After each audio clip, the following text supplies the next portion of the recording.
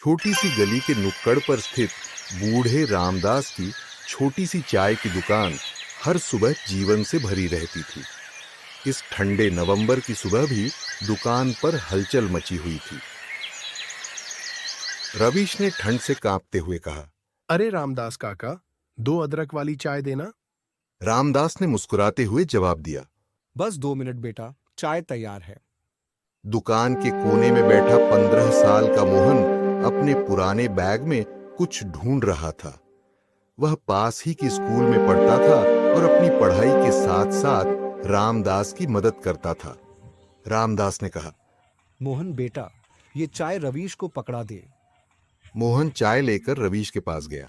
रवीश ने उत्सुकता से पूछा, मोहन, क्या कर रहा था बैग में?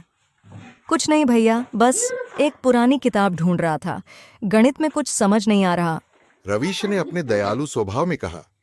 अच्छा, गणित में परेशानी हो रही है, मैं मदद कर दूं? सच में भैया, अगर आप समय निकाल सकें तो बड़ी मदद होगी।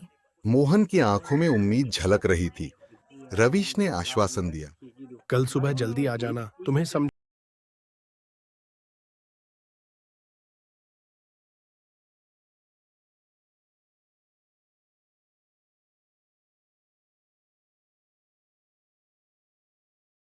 अगले दिन मोहन सुबह जल्दी दुकान पर पहुंच गया।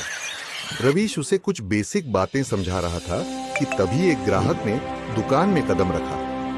वह एक अनजान चेहरा था, लेकिन उसकी पोशाक और व्यक्तित्व से साफ लग रहा था कि वह कोई बड़ा आदमी है।